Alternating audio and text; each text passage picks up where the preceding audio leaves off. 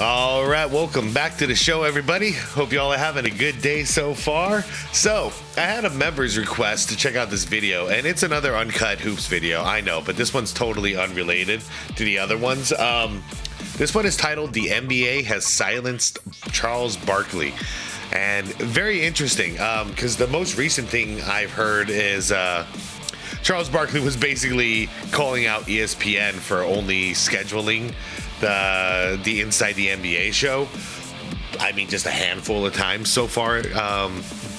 But then I hear that that was the schedule everyone agreed to already, so he kind of knew that going in.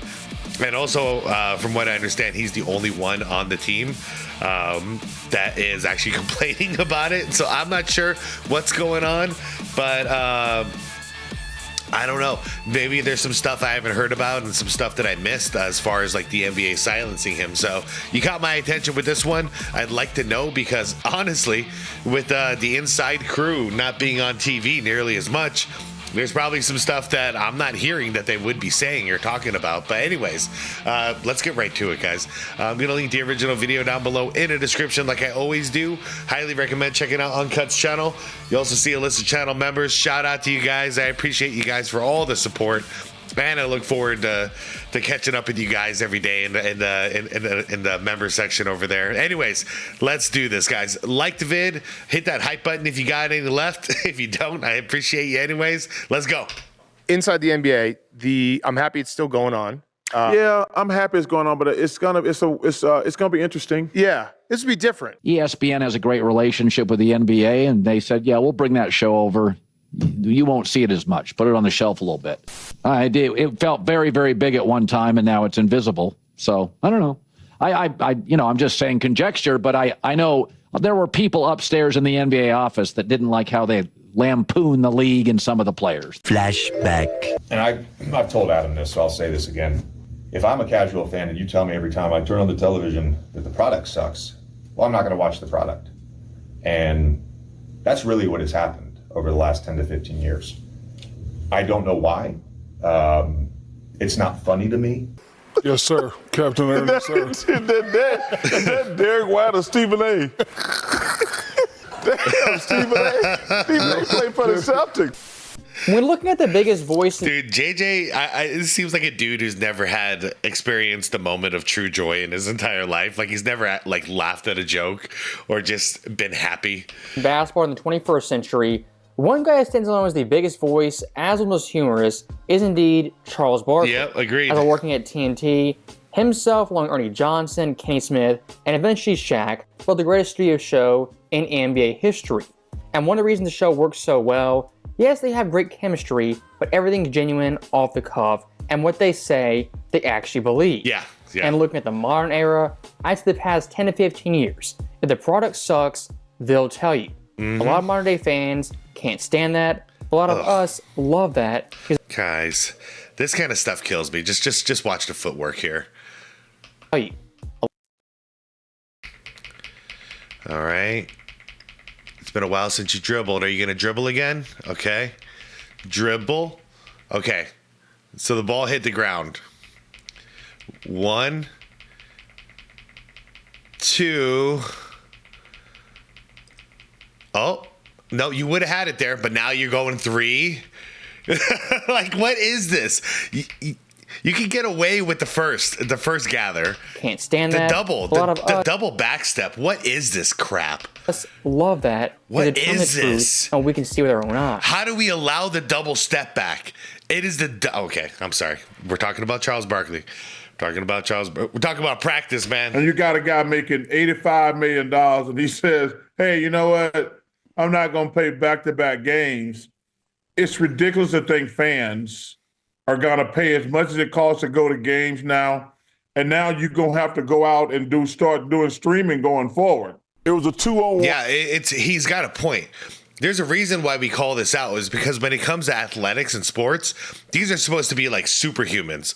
So we're all rooting for these superhumans to do these impossible things, you know? Think about like your Walter Payton and your Michael Jordan and all, your Wayne Gretzky's and all this. That's why we're rooting for them. But if you can't play a back-to-back game, you know, and you're missing half of the games. Well, dude, yeah, you're not that anymore. So it's not that exciting for us to watch, because it's like, oh, if we feel like we could go out there and do what they're doing, that's a bad sign for professional sports. They should be blowing our minds.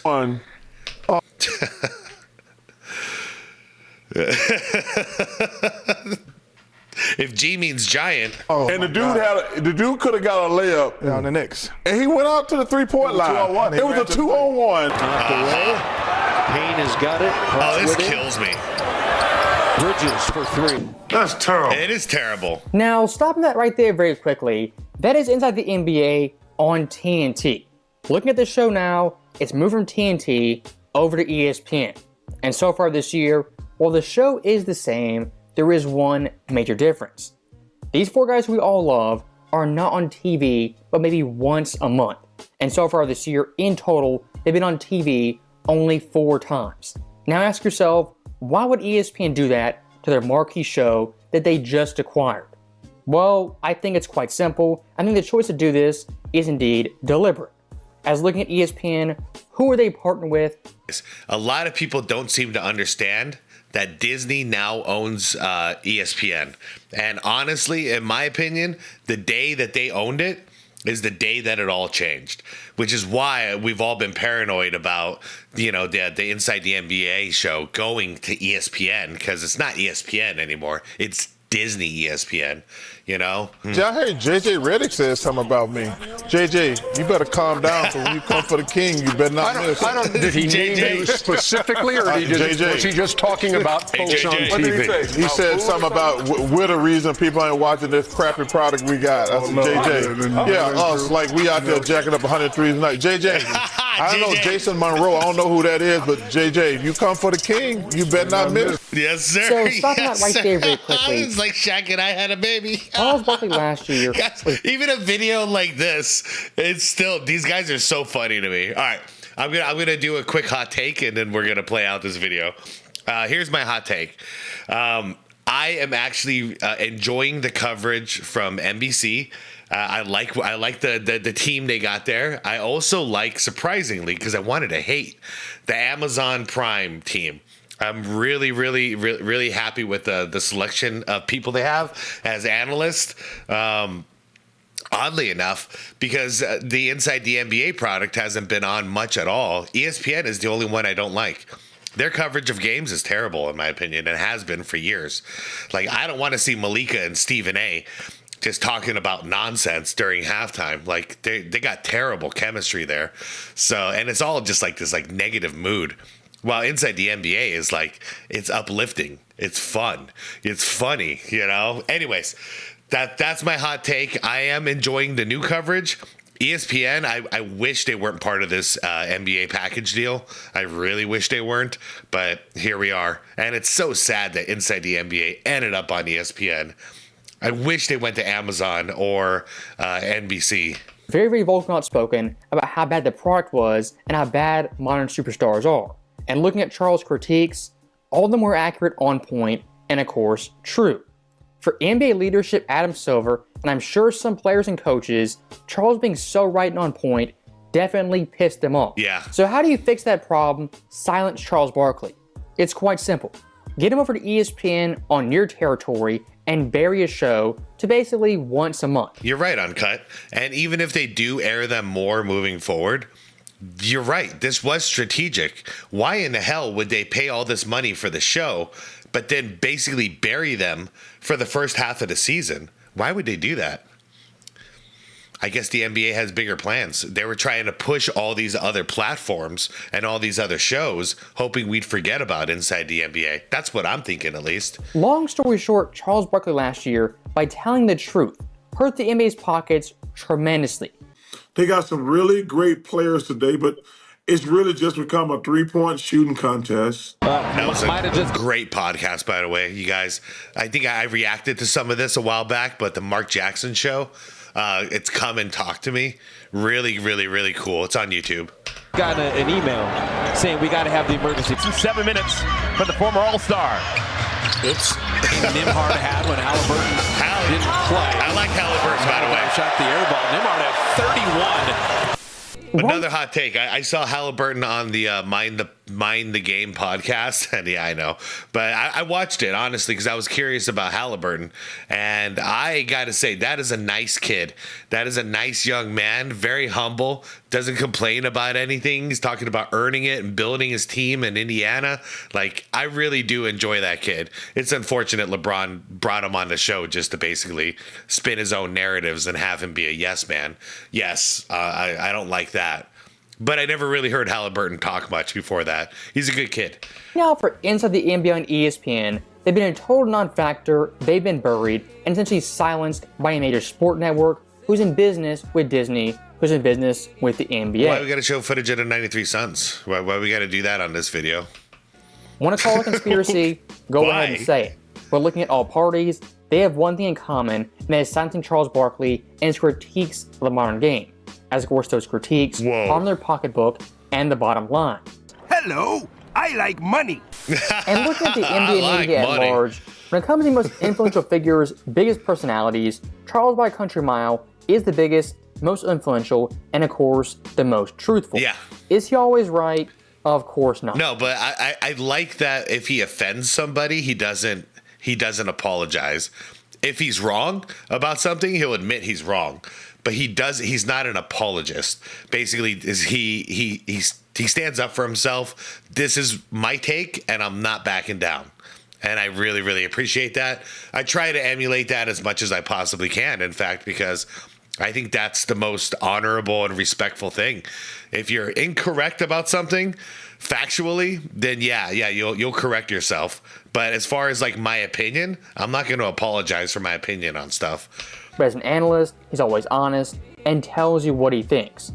Looking at networks like ESPN, NBC, as well as Amazon Prime, while they do have good production value, the analysts and commentators, they're basically company men telling you how great the product is, how great everything is. Yes, the occasional critiques, but they're few and far between. For someone like Charles Barkley, he sugarcoats nothing and tells you how it is. But how was Anthony Edwards? I like Haslam. I'm digging. Dirk is pretty cool. Steve Nash has been kind of fun. Let's see. Carmelo. Carmelo has been really, really fun to watch. Breast. Because he's. Wait, what? What are we talking about? What are we talking about, breasts? And tells you how it is. But how was Anthony Edwards regressed? Oh, because he's taking too many threes, in my opinion. Way too many. Because Ernie, when he's such a terrific player, if you guard him, you want him shooting threes. I agree. And again, looking at my worst fear if I was guarding Ant-Man is his first step. His first step is killer. He can get to the lane anytime he wants. Like NBC and Amazon Prime, who have former NBA players calling the games, as with halftime shows. A lot of these guys from the NBA less than 5 years ago. So what does that mean? They're not going to be nearly as harsh and as critical as guys they played against, guys they might know personally off the court. That compared to someone like Charles Barkley is a big time weakness, as looking at Sir Charles when he retired was the early 2000s. A lot of these modern day players Charles Barkley doesn't know personally, doesn't care to know personally. And that for Charles is big time strength. People on NBC, Amazon Prime, they know them guys personally, while might be great off the court, for an actual objective take about the game happening, it's going to be kind of skewed in a more positive direction. I tell you what, you had nothing to do today. Oh my goodness. If you went to this game, you had nothing to do today. Damn. Now, stopping that right. Yeah, he goes far. He goes a little far. But I respect it so much, dude. He's a guy who's like, I can't believe it. All these years, he's been playing the game of chicken since he's been an analyst. He's been daring the company to fire his ass, but they won't. He's bringing in the ratings. We keep coming back to see him, but damn, man. Right there, very quickly. That is Inside the NBA on ESPN on one of their rare appearances. And looking at that clip, Sir Charles Priegel kept it real and told the truth. Like the old saying goes, sometimes the truth hurts. And one of those guys who got hurt was indeed Kevin Durant, who's always super, super sensitive. Looking at KD's tweet, dude, for once in your life, take a joke. What Charles said was true and honest. for 99.9% of America. Did y'all laugh? I mean, yeah, I did laugh. It's actually recorded here, KD. Yeah, I did actually. It was really, really funny. It was. Give them free tickets to that game, they simply would not go. So if you're at that game, God bless you for going. But going away Washington for a Charlotte game is something the average American simply would not do, even with free tickets. Wizards have gone to Jameer Watkins. This is Watkins, just checked into the game. Ooh. Oh. Woof. George. Oh. LaMelo left it short. Head of the pack, this is Riley. Can't run down a long pass. It is. Okay, that's, maybe he did it for purpose. Trying to pad his stats. Yep. One for their last 11 from 3. I mean, I'd go for free if everything was covered, parking and transportation and all that stuff. Maybe throw in a free drink. I'd go watch that one for free. But dude, it's not just this era. When it comes to this, like, there are, I don't know. I'm trying to think off the top of my head, like in the 90s, what would be a game I would miss? Like if unless I had absolutely nothing to do. You know, like who sucked back then?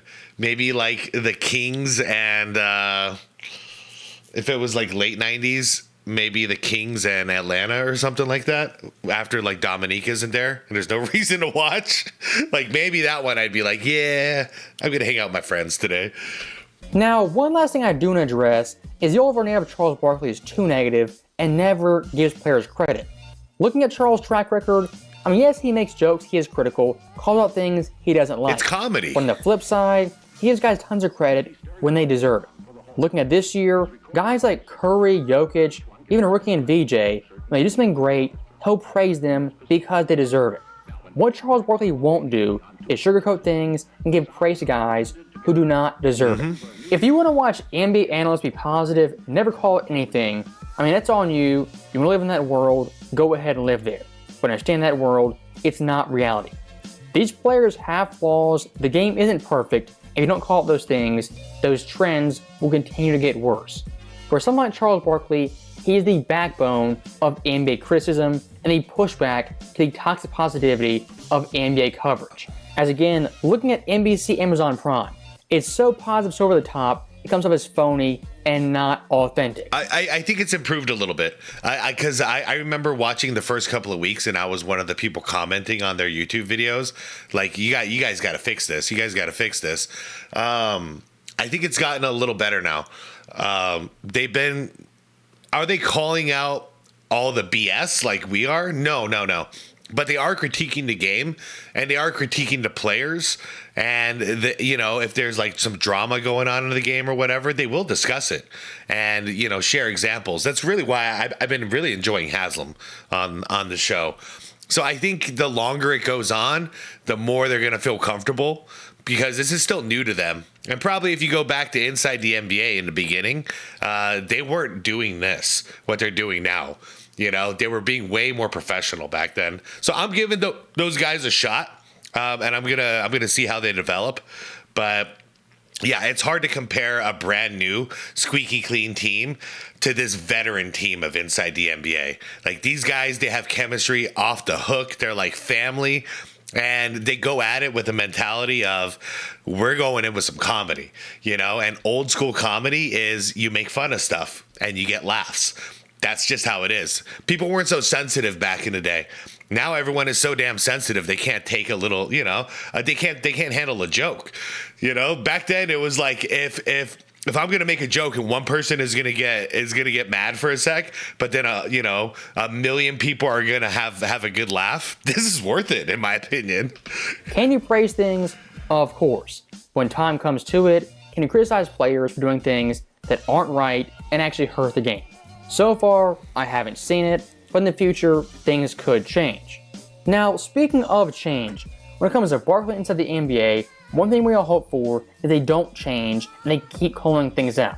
The only problem is, they never let ESPN has sidelined them and muzzled them for the first half of the season. And looking at last year, it's clear and evident why they did that. As Charles last year was calling the All-Star Game format, stars resting, and the amount of threes being taken, and the play style being so redundant, game to game, week to week, and of course, month to month. So that right there is in the video, and I'll say one last thing. Sir Charles, the NBA analyst, isn't going to break down pick and roll coverages or transition defense. Charles, the analyst, doesn't really do that. But what he does do is call out players when they're wrong, call out the NBA when they're wrong. That right there is Charles Barkley best. As always, thank you guys for watching. Hope you enjoyed it.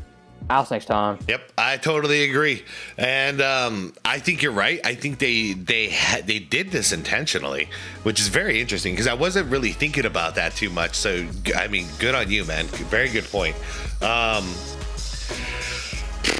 It's just gonna get interesting now because to combine with what you're saying, and now here's the deal. You guys, you might assume ESPN can silence Charles Barkley. But it ain't gonna happen.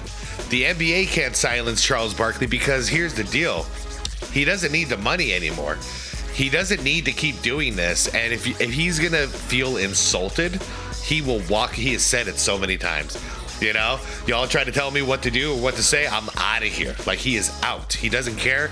He warned ESPN before he agreed to do this show with them. Like, don't try to change things because I'm out. That's it. I'll leave because he has the upper hand. He officially does not need this money, but I think he actually he enjoys the inside crew, and like he talks about everybody, the camera people, the researchers, like everybody. He talks to them talks about them as though they're his family. So I think he's in it for different reasons. But if you're gonna take away the joy of the show and basically tell him you can say this but you can't say that kind of stuff, Charles is gonna walk so fast. And not just walk. Here's why they don't want to do this to Charles. He's not just gonna walk, he's gonna talk. Okay, he's gonna let the whole world know exactly what went down and why it happened. And that's what ESPN doesn't want. So I'm very interested to see this. Is this a good relationship between the inside team and ESPN? I don't think so. And I never thought it was going to be a good fit. But at this point, I just want Charles Barkley and the crew to like win this battle. So I hope they pull in good ratings, but we'll see how it goes. Either way, I agree with the overall message of this video because the product is still shit. It absolutely is. And the only joy I've been able to find in the current game is by just watching a handful of players that I really, really like. And like Ant-Man's in there, Wemby's in there, Jokic is in there. I'm sure there's a couple guys I'm not thinking of right now, but like there's a handful of guys that I really enjoy just watching them play. And I have to kind of like get over how I got to get over the defense. I got to get over all the threes, but I do that in order to kind of just watch somebody special. But outside of that, it's been rough. It's been a rough time. I'd rather the NBA not ignore the messaging and just listen for a damn change. If you're gonna put that much effort into burying the message that everyone is saying, all the complaints that we have, you can use that same amount of energy and actually fix the freaking product. Like, I don't understand this kind of stuff. Like, it takes so much more effort to run smoke screens around this stuff and try to distort reality. Just change the damn reality. It takes less effort. Anyways, I'm out of here, guys. What are your thoughts? Let me know down below. Is the NBA and ESPN going to successfully silence Charles Barkley? I say no. I say hell no. But did they do it for the first half of the season? Yeah, they did a pretty good job of that, huh? So maybe I'm wrong, but that's what I'm feeling. Let me know down below. I'll see you there. Like the vid if you could. Subscribe to the channel if you want more content like this. And most importantly, it's the be water, my friends. Peace out.